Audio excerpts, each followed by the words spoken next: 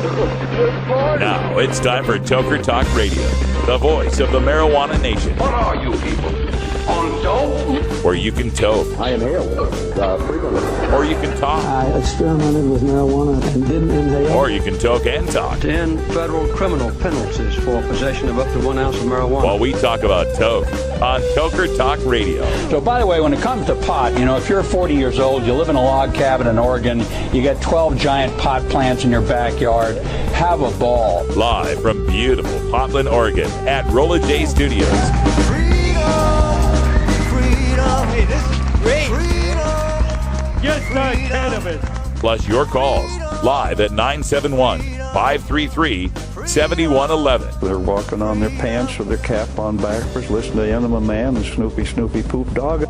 What's to keep somebody from getting all potted up on weed and then getting behind the wheel? Gateway theory doesn't work. It's a reality.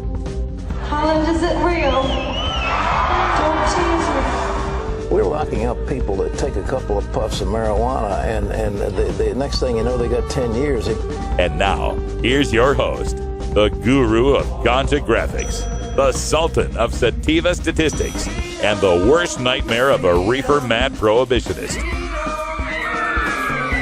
A polite, perspicacious, productive pothead with a propensity for PowerPoint. Radical Russ Belville.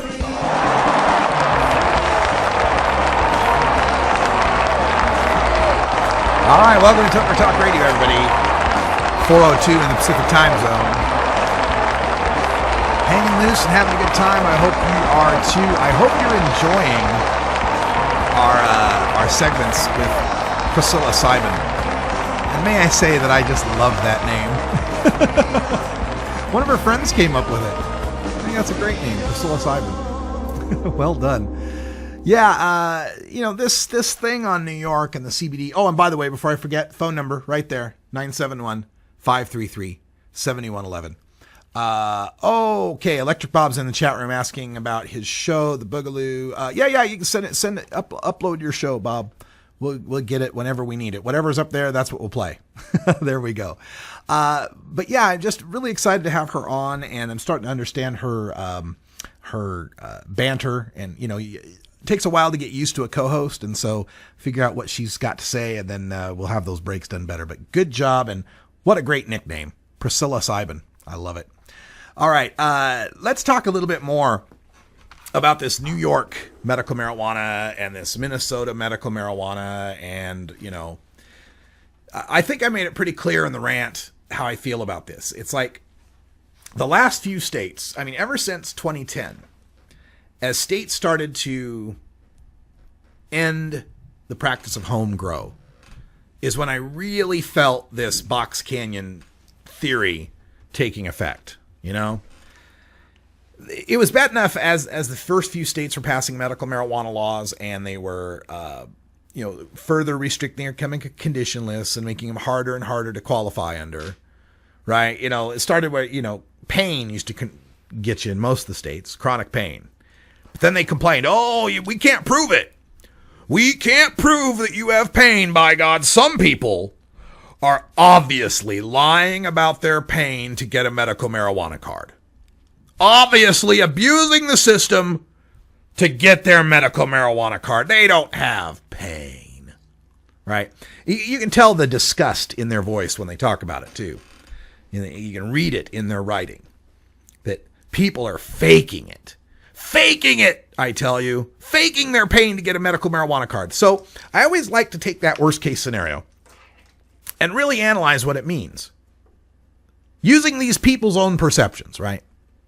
Not my own assumptions. Let's try to go by the way they think of marijuana, right? Okay, so it's a given that there's marijuana smokers, right? We know that. It's a given. They're all over the place. We know there's marijuana smokers. So we know that these people are smoking pot, but we don't collect any taxes from them. And we don't know where they're growing the marijuana. It's all secret, kept secret. We don't know who's selling it to whom, because that has to be kept secret. There's no control over the potency, the purity, or the how it was grown, pesticides used on it, fungicides, anything like that. We don't know, because it's illegal.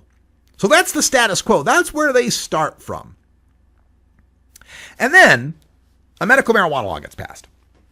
And even some of these guys will, try not to look like complete monsters and say, well, if someone's got cancer or AIDS or multiple sclerosis, well, then we can see it. Yeah, then maybe the marijuana smoking's okay, but not for pain, right? And so the medical marijuana law gets passed, and then they like to complain that, oh, you said it was going to be for cancer and AIDS, and look at all these people that are getting it for pain. And then that leads them to say, so they must be faking it. They're faking it. They're fakers. All right. Let's assume that's true. I do, because I know people who are faking it to get their medical marijuana card. I don't deny that. Whenever they bring that up, I don't ever deny it. And I'd recommend that you don't deny it either, right? Any human system of bureaucracy has people that are gaming it. Any. So to try to deny that there's people gaming the medical marijuana system is going to lose you some credibility with some people, right? But I always like to attack it like this. All right. Let's assume there's people faking pain to get their medical marijuana card. What is the end result of that? Okay. The person who was formerly an unknown pot smoker buying from an unknown retailer paying no taxes is now someone who willingly tells the government who he is, in some cases gives up his fingerprints for it, tells them his address, and admits that he'll be using marijuana because his doctor recommended it.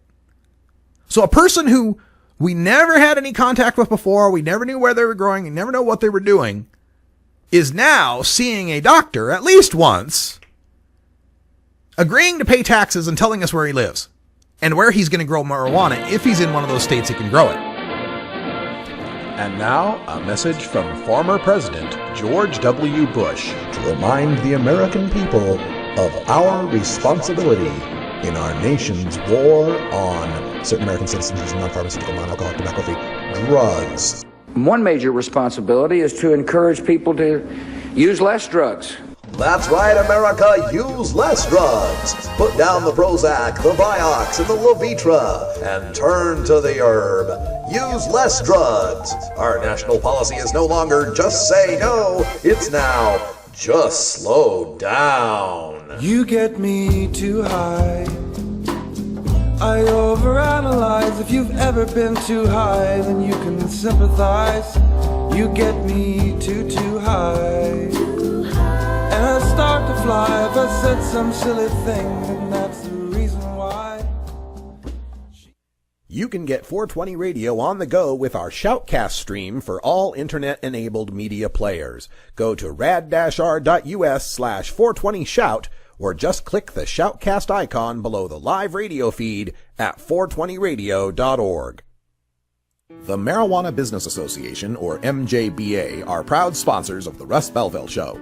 It is the mission of the MJBA to establish integrity and legitimacy, create common market standards, provide market intelligence, and develop best ethical business practices for participants in the emerging legal marijuana industry, including commercial hemp, medical marijuana, and recreational marijuana for adults. Learn more about the Marijuana Business Association and visit mjba.net to join today. That's mjba.net. Marijuana Compassion and Common Sense, replaying Tuesdays at 10 Pacific on 420radio.org. The law offices of Omar Figueroa would like to remind you to stand up for your rights. If you are detained or arrested, treat law enforcement with respect and stand up for your rights by repeating, I respectfully invoke all of my legal and constitutional rights. I do not consent to any search and seizure. I want to remain silent, and I want to speak with my attorney. Please contact the law offices of Omar Figueroa at 415-489-0420 or 707-829-0215 or on the web at omarfigueroa.com.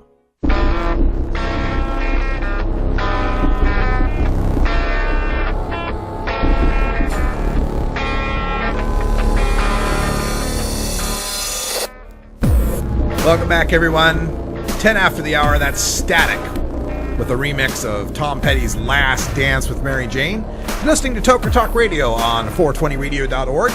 Our live phone line is open at 971-533-7111, and just today we made a couple of upgrades to our system.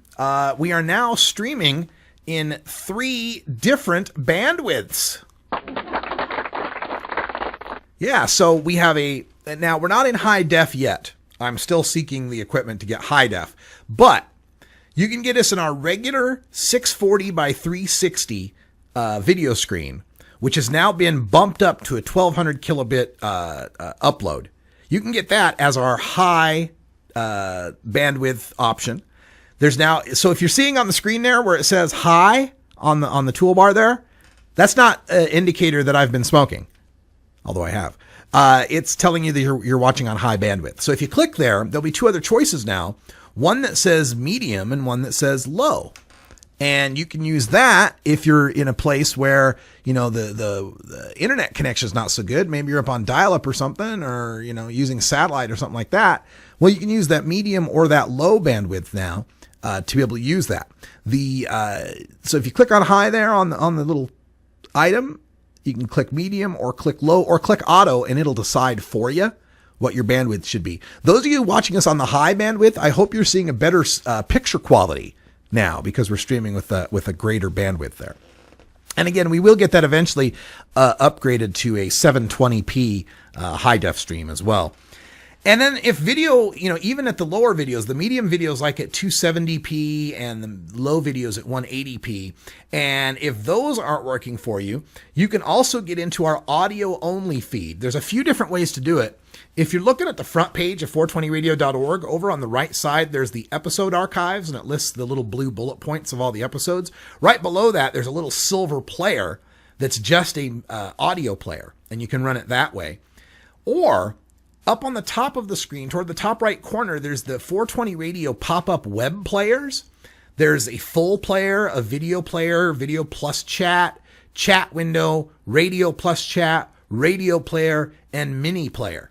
So all of those give you a bunch of different pop-up window options that you can use. So if you got slow bandwidth, you might just try the radio player and just listen to the audio. We're trying to provide as many opportunities as possible.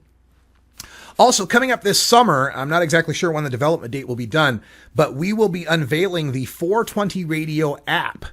We will have a 420 Radio app that not only contains the video and the audio streams, archives to all of our online shows as well, and links to our advertisers. So we're looking forward to getting that 420 Radio app online sometime this summer, hopefully before the Seattle Hemp Fest.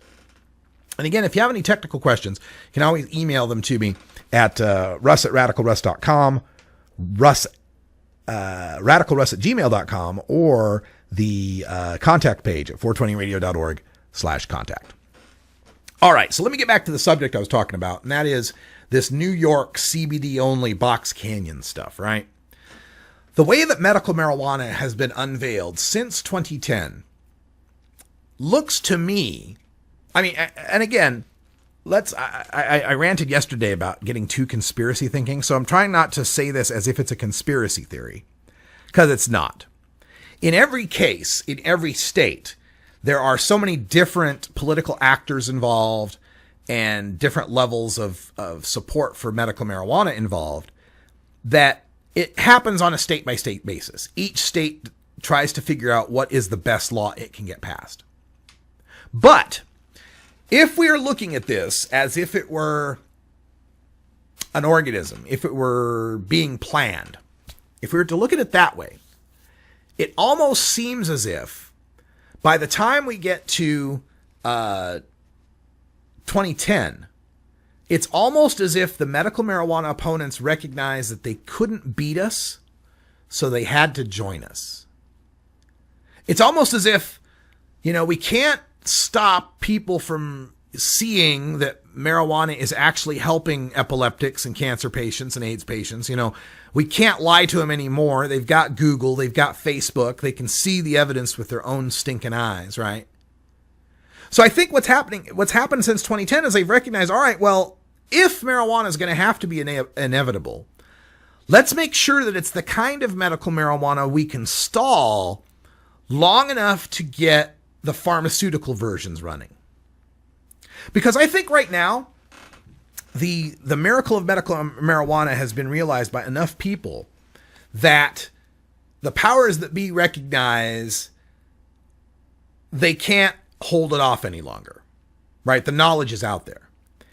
And that every month and every year that passes, that more people understand that the plant itself is helpful, is another month or a year away from them recognizing the profits they want to make. We've got ourselves into a situation now where they recognize that they just need to stall as long as they can until they can get GW Pharmaceutical's Sativex, Epidiolex, and whatever other plant extract pharmaceutical preparation they're going to make out of cannabis. They've just got to stall long enough to get those through the FDA, and then they can beat medical marijuana. They can beat medical marijuana. Because come 2020 or 2025 or whatever year it ends up being, when a cancer patient has serious chemotherapy problems that's causing mass vomiting, hyperemesis was the word I was looking for. When that year comes along and there is an FDA-approved, legal, prescribable antiemetic made from cannabis that works better than cannabis, comes in its own inhaler, right? So it's got the self-titration. It's like a little asthma inhaler, just one little spray, and immediate relief from chemotherapy nausea, and your insurance will pay for it. Then why would your state need to pass a medical marijuana law? Why would you, as a cancer patient, feel the need to fight so hard to get medical marijuana in Oklahoma or, Tennessee? Why would you fight so hard? You've got a solution. Your insurance pays for it. It's legal. There's no stigma. There's no possibility of being associated with potheads. Why would you fight for medical marijuana? Now repeat that for Epidiolex and epilepsy, for Sativex and multiple sclerosis. And pretty soon, GW Pharmaceuticals will have enough ammo in its legal pharmaceutical repertoire to shoot down anybody who wants whole plant medical marijuana. You don't have any need for it. We've got this Epidiolex for you. We got this Sativex for you. It's Schedule 3. It's prescribable by doctors. It's covered by your insurance. Why would any of the sick and disabled people feel this overwhelming need to want to get at the plant? The few that do will just be seen as people, oh yeah, see, you want to get the plant so you can get high off it. You're a drug seeker. You're a drug seeker. You're a thrill seeker. You're seeking drugs. That's what'll be thought of those people. And the only people left fighting for whole plant medical marijuana are going to be us legalizers. So since 2010, it's as if these medical marijuana states have acquiesced to this idea that we're just waiting for Sativex and Epidiolex and all these other drugs to make it through the FDA. Why else would you make a law that says you have to buy marijuana from a dispensary if you live within 25 miles of one?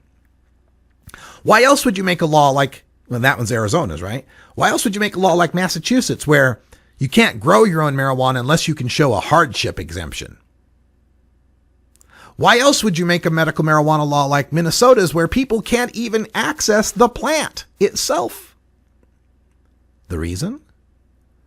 Well, you pass these laws, you get all these medical marijuana people off your back politically.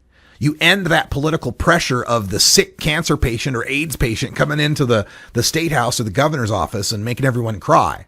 You get that out of the way by supplying them with these whole plant extracts or let them come buy bud at the dispensary.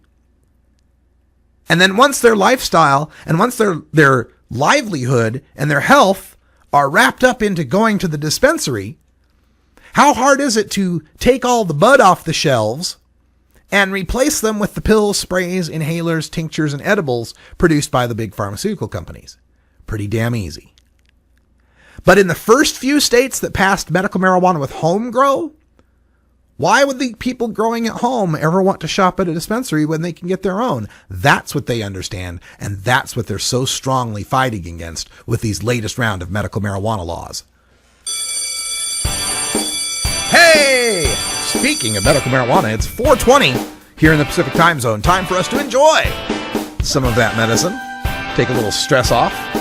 Take care of my aches and pains from all my workouts here. I hope you're having a chance to enjoy, and if you're not, remember that we're fighting hard to make that possible for you someday soon. We'll be right back.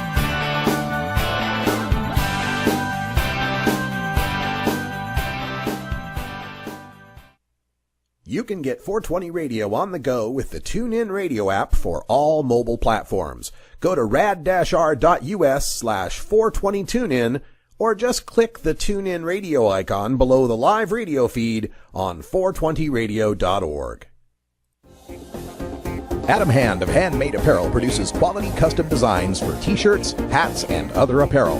Handmade Apparel is the official design shop for 420 Radio among many clients who rely on Adam Hand for everything from short-run custom projects to full-run clothing lines.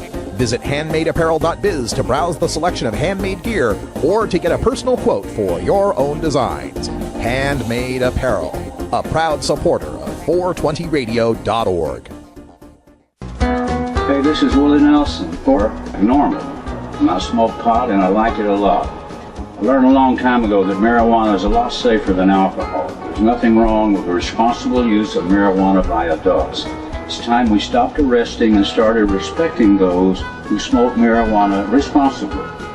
To learn what you can do to help, contact NORML at NORML.org or call toll-free 888-67-NORMAL. Growing plants indoors can be a rewarding hobby, but electricity bills can go through the roof. Then you have to cool down all those big hot lights. It can drive a grower insane. With Lush LED lighting, you can solve many of these issues and double your rewards. Matt and his scientists have developed the perfect light for flowering plants with far less cost and heat. And the results? Very effective. Check out LushLEDlighting.com right now and tell them Radical Russ sent you.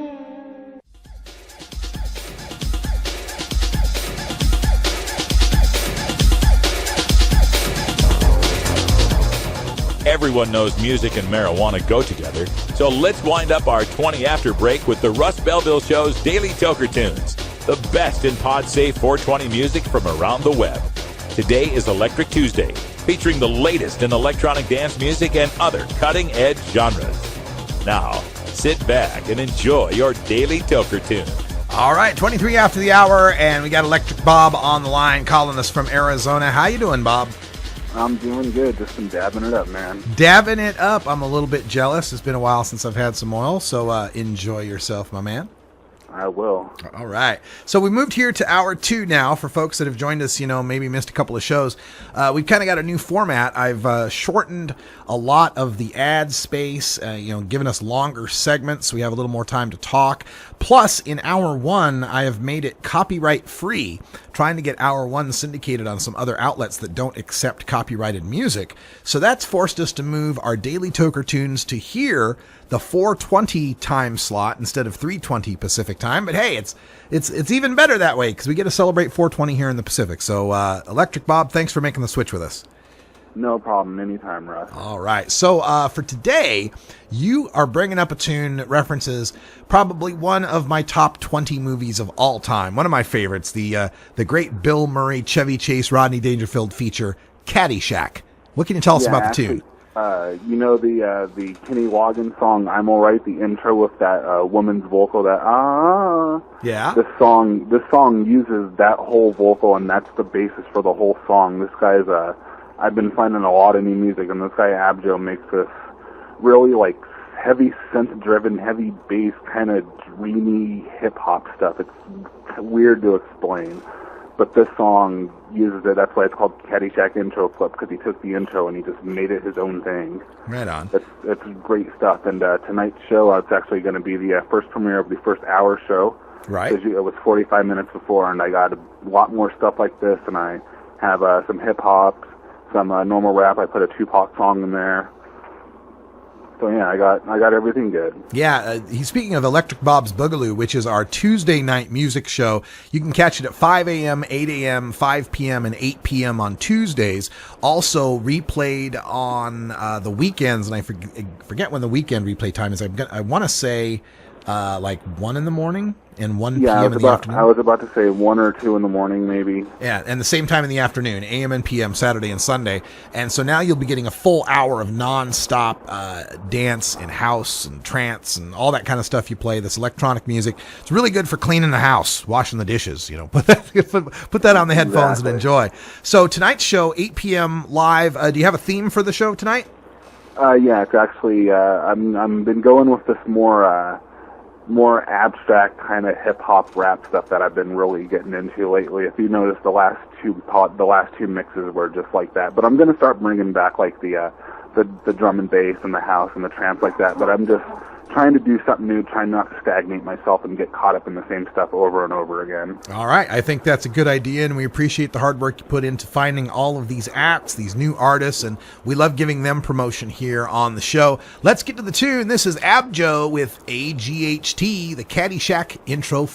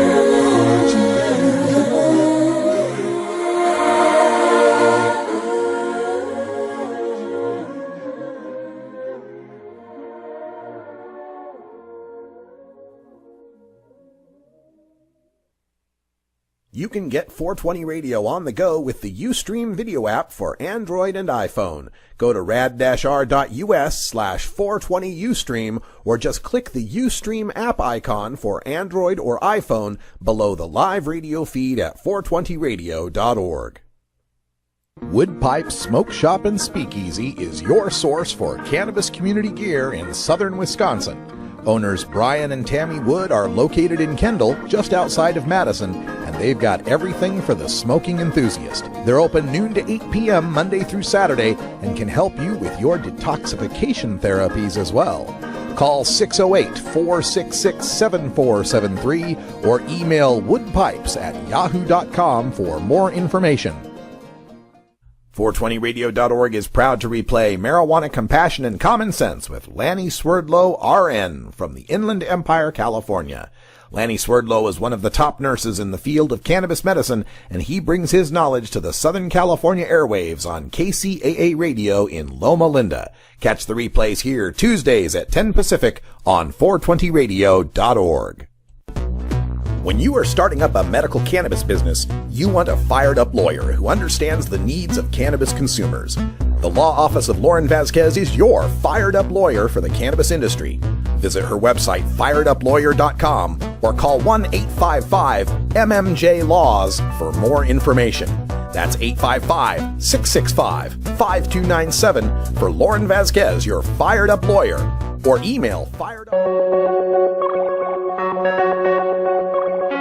How could one species turn into another? How is it that we find ourselves surrounded by such complexity, such elegance? The genes of you and me, the genes of you and me, we're all made of DNA. We're all made of the same chemical DNA. We're all made of DNA. We're all made of the same chemical. Only the fittest survive. And that was the key. Natural selection. That was the key. We are surrounded by endless forms, most beautiful, most wonderful. Evolution, the greatest show. Welcome back, everyone. 32 after the hour here on Toker Talk Radio. It's hour 2 of the Russ Belville Show. So glad you could be with us. It's music from Melody Sheep, part of the Symphony of Science series. We love us some science here at 420 Radio. So we were talking, sorry about the abrupt cutoff there. We were talking about this phenomenon here of the medical marijuana states becoming more restrictive, and seemingly since 2010, an end game being played to divert the medical of marijuana into pharmaceutical company hands. You know, the GW Pharmaceuticals of the world. And part of this argument from them, part of the opposition comes from them, not wanting to be like California. My God, in California, anybody can get a card. And, they often extend that to saying about the other states, 90% of the patients in Oregon or Colorado or Montana, or pick a state, doesn't matter which, 90% of them are getting their medical marijuana for pain. Of course, the idea here is that they're faking it, right? These are just potheads who are faking it. So it makes you wonder, how bad is that if that is true? Because it is. There are some people that are fake. Any system is going to be gamed. Doesn't matter which one. There's going to be someone who's going to cheat it somehow, right? So yeah, we have to presume some people are gaming the medical marijuana system, right? So how bad is that? You had a pothead that you didn't know who he was. You didn't know where he was. You didn't know where he was growing. You didn't know what kind of marijuana it was. You weren't making any tax money on it or fee money on it. And then that person, in order to fake his pain, right? In order to fake his pain, that person goes and sees a doctor and fakes some pain to a doctor. Now, I'm not talking about a pot doc at a medical marijuana, tent in California, right? For the time being, leave California out of this because none of the medical marijuana states are like California, right? So in any of the other medical marijuana states, we have to presume that somebody went to a doctor and faked his pain and got the doctor to write that pain down in the medical records.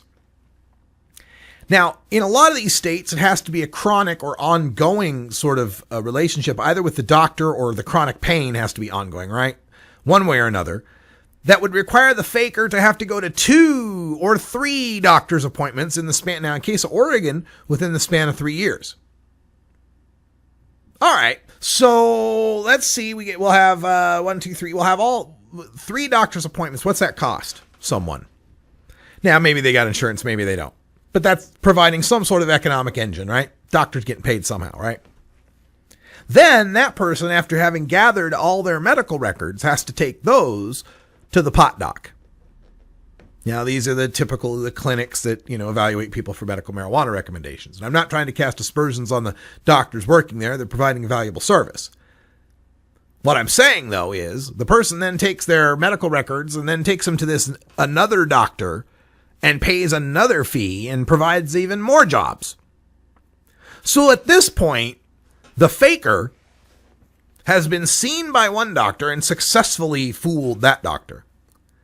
And then the records of that doctor have successfully fooled the second doctor.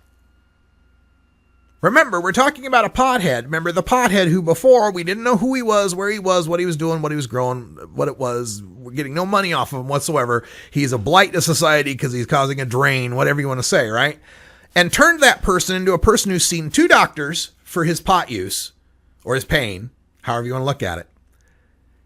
And generated the economic engine of the 2 appointments at the one doctor and the 1 appointment at the pot doc, or at least 1 appointment at the other doctor, maybe 3 appointments at that doc, whatever. We've generated receptionist jobs and nurse jobs and record keeping jobs and all of that, right? All right, so he's done that.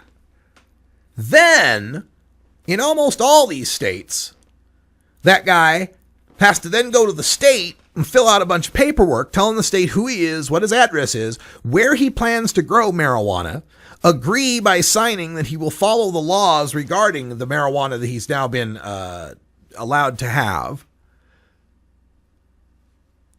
and pay the state some money every year. In Oregon, it's $200. So, what's the preferable one here, folks? The unknown pothead who paid no taxes, no fees, and never saw a doctor?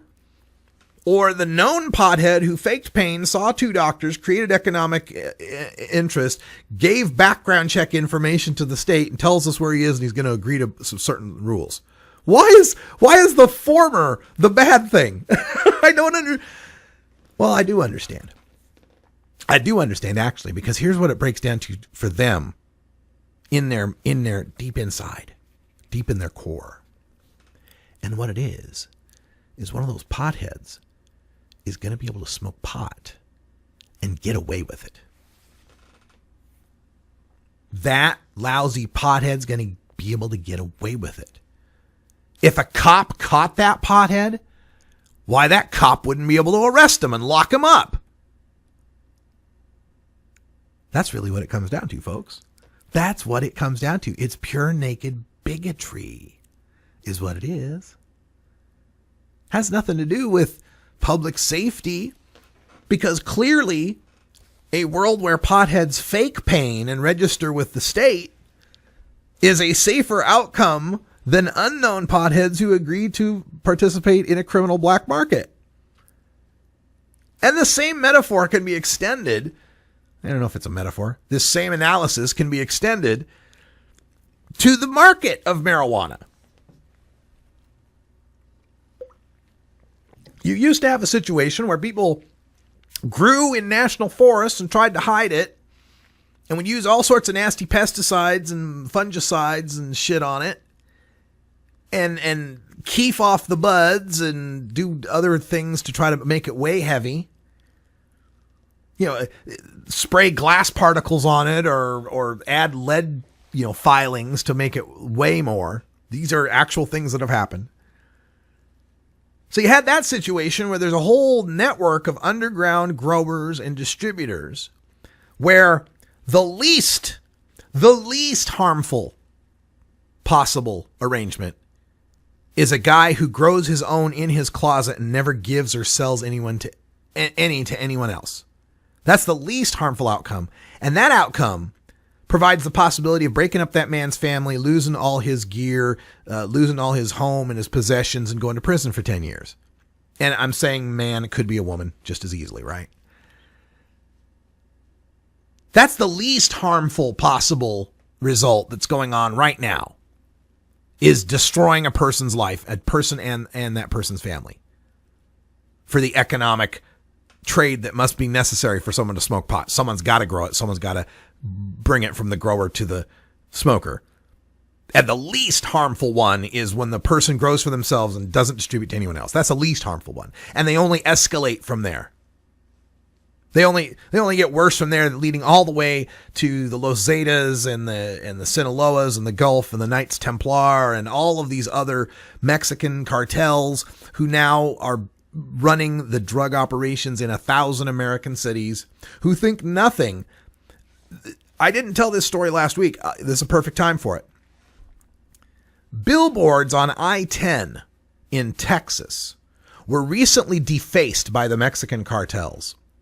Painted black with big white lettering that said plata o plomo, which is the common shorthand in Spanish that means silver or lead. And it means you can take a bribe or you can take a bullet. You can take the silver bribe. You can take the lead bullet. That's your choice. This happened on American soil, folks. This happened in Texas on Interstate 10. Big billboards painted completely black, plata o plomo. And then in a noose, hanging from a noose, a mannequin dressed in police outfit. In America, folks. That's big marijuana. That's the big marijuana.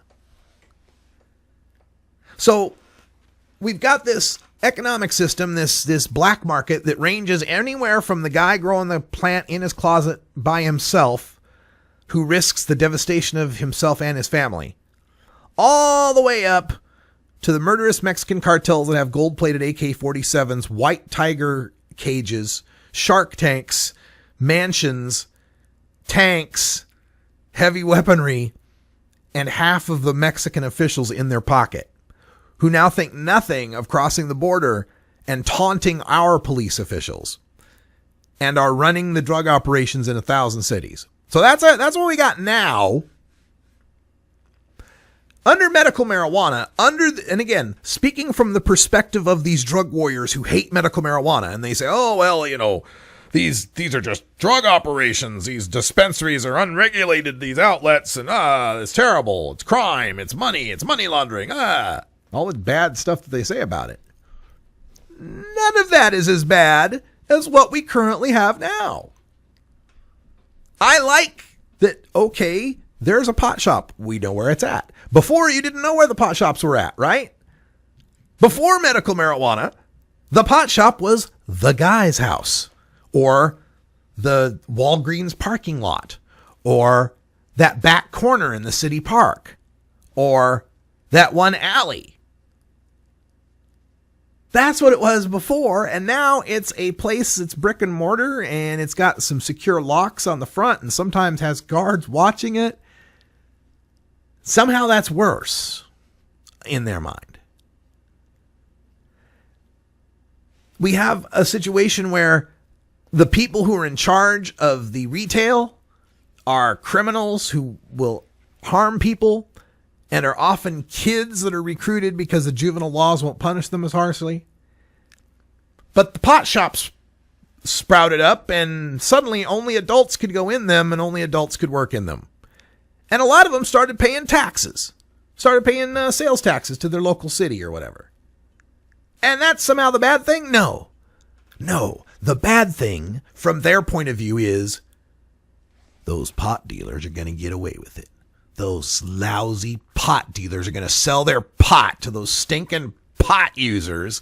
And if a cop catches them, we can't arrest them and lock them and throw them in a cage. That's what it really is. It's just bigotry. It's just hatred. And the more of them that die off, and the more people that are using marijuana, and the more the younger generation comes into power, and the more power of the internet tells people what's really going on, the less of this we'll have to deal with.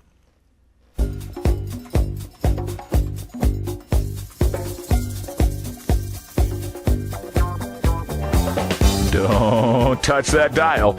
We're right back to Radical Russ in just a few minutes. Hey, does anybody really have a dial anymore? You're listening to The Russ Belville Show.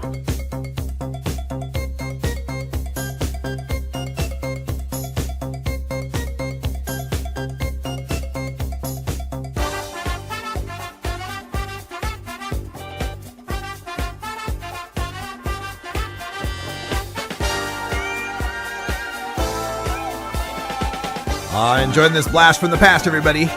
It's an old bumper from my XM satellite show. I found some of the old MP3 archives of my time from 2006 through 2009 on XM satellite. Maybe I'll bring some of them out sometime to play here in hour 2.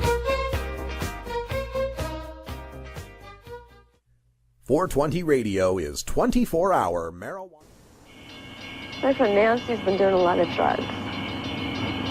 I know it's catching up with her. I can see it coming. But what can I do? If I say anything, she'll think I'm not cool. And I don't want to lose a friend. I mean, it's her life. Right. If you have a friend who's in trouble with drugs, don't just stand there. Do something.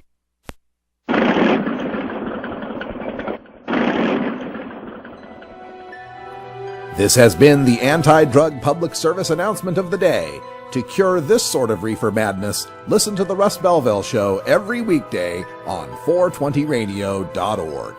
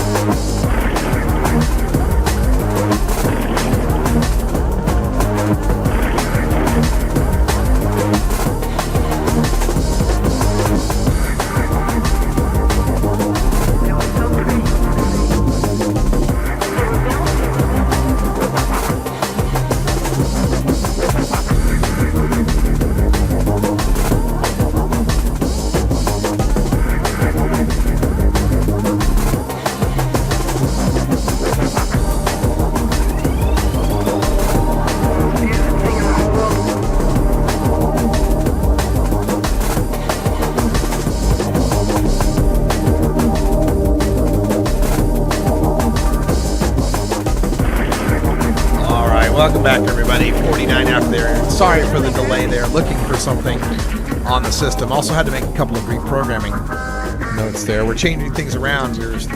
Tomorrow is our official second anniversary, or third anniversary. Third anniversary? Second, right. Okay. June 4th, 2012, we relaunched this show as an independent program. And so that means June 4th, that's tomorrow, will be our second anniversary. 2 years independent. Thank you so much. We could not have done it without all of you out there. I appreciate each and every one of you for that. So going back to what I was talking about, it's just naked bigotry that we're talking about when it comes to these people's opposition to marijuana. It really is, especially to medical marijuana, because you have to think that when they're talking about, stopping people from getting medical marijuana, even when we're talking about these restrictive programs where they're not going to, only let a cancer patient in, and only if they have nausea, cachexia, or pain. That's in the most recent proposal in New York, I think it is. Or maybe it's Minnesota. Whatever. What's the difference at this point? But it's one of these proposals where, okay, cancer patients can get it, but only if there's nausea, pain, or cachexia. If there's this vomiting or whatever, right? Plain old cancer won't do it. You can't just have melanoma. I guess maybe that's what they're going for, right? So it's hard for me to understand that mindset, because what it really comes down to, especially when they're just limiting it to just these cancers and stuff, the people that are even against those, you have to think, that their mindset is, well, we're sorry, Mr. Cancer Patient. We know this could possibly help you, but if we let you smoke marijuana, some teenager might spark up a joint somewhere. Because, it's always about the children, right? What about the children? Really? We're so terrified of a teenager smoking a joint that a cancer patient has to suffer. That's really how this works? That's really what this is all about? Do I have that wrong somehow? That can't be it. Really? We're that cruel of people? I guess we are. I mean, there's a lot to show about that. But it just gets frustrating, dealing with this all the time. All right, I wanted to talk about another angle of the marijuana war, and how there's a guy out there, he's from Maine. His name's Scott Gagnon. Maybe it's Gagnon. I don't know the pronunciation. Gagnon. Gagnon. Which, by the way, was the surname of my first sergeant in basic training, who was a BAMF certified. This guy was like 5'6", maybe weighed all 120 pounds, wiry guy who had just gotten back from bull riding somewhere. That's what he said. He was out bull riding somewhere on vacation. That's how he went to spend vacation, was bull riding. Came back to our platoon. This was 1985 in the hot sand of Fort Dix, New Jersey, and decided to lead us on an 8-mile run in sand. And just wore our ass out. Now, to my credit, I didn't fall out, but when we got done, we're all just dying. Our lungs are, coming out of our throats pretty much. He's lighting up a cigar. He's like, oh, that's a good run. That's a cigar. Anyway, that's neither here nor there. So Scott Gagnon is this guy, and I think he's Project Sam oriented guy. And he made a point the other night of mentioning that despite the fact that we both disagree on marijuana issues, that I have good taste in music. And let me see if I can find I'm just about the original tweet. Oh, but anyway, it's because I had said something about one of the bands on the Herb Thrasher Hour that he liked. And Crowbar, that was it. He liked the band Crowbar. So he said, disagree with you on marijuana, but you got great taste in music, right? So he made a tweet like that. That was kind of sweet, right? And let me see. Here we go. And I had retweeted him on a point about, let's see, where is he at? There he is. About the vote, pot for votes, right? I actually made a point of tweeting out to Kevin Sabet and Christine Tatum and this Scott Gagnon that I disagree with that, and I hate it when our side does that. This offering pot for votes thing. You heard about this going on in San Jose? If you go in and vote in the elections, which is like a city council and a mayor election that could be, could swing based on, marijuana voters. So there, if you come in and bring your I voted sticker, you get some free marijuana, right? And I hate that. That's anti-democracy, man. How would we like it? How would we like it if the opponents of marijuana legalization went to churches and offered everyone a free tank of gas for their I voted sticker? Think about that. They got more money than we do. We got free weed. They got numbers and money. If that were acceptable, right? Yeah, we'll offer a free tank of gas we'll go to all the churches and we'll offer this coupon. And anyone who brings the coupon and their I voted sticker, they bring it into the local gas station, they get a free tank of gas. How do you feel about that trading for votes now? How does that sound now? You see, this is the problem, and I believe it's illegal under California law. The statute I read said something about, offerings for voting, for not voting, or for voting for or against a particular candidate. The old Rush song sometimes, the song, even if you make no choice, you still have made a choice. What's the lyric? God, I can't remember it. Even if you do not decide, you still have made a choice. Yeah. So, that's the point, right? They try to defend it by saying, well, we're not telling them how to vote, as if the people going to the dispensary are likely to vote for the anti-dispensary city council candidates, right? It's this wink and nudge kind of bullshit that pisses me off about our movement sometimes. And this defense of, it's all for the best of democracy because we're encouraging people to vote. You're enticing people to vote. Encouraging people to vote is to say, hey, there's these dispensary guys, these anti-dispensary people who are on the ballot, and here's some literature, and you ought to go vote against these guys. They suck. That's perfectly fair. But to offer some enticement, free weed for it, is wrong. It's immoral and probably illegal. Yeah. I like Electric Bob's point here in the chat room. Steal a roll of the I voted stickers and hand them out to everyone. There you go. I like that. Hey, also, quick note. I just noticed Priscilla Sibin has a Twitter account now. So I want everyone to follow Priscilla Sibin, PriscillaCybin. I'll put that in our chat room here at Priscilla Sibin. Our new newsreader. Let's get her some followers here. I'm going to follow her right now. Whoops, not favorite, follow. There we go. Follow Priscilla Sibin from the 420 Radio, Vapor Hour, Radical Russ, Russ Belville Show, Herb Thrasher. There you go. You are followed, Priscilla. You got 5 followers right there.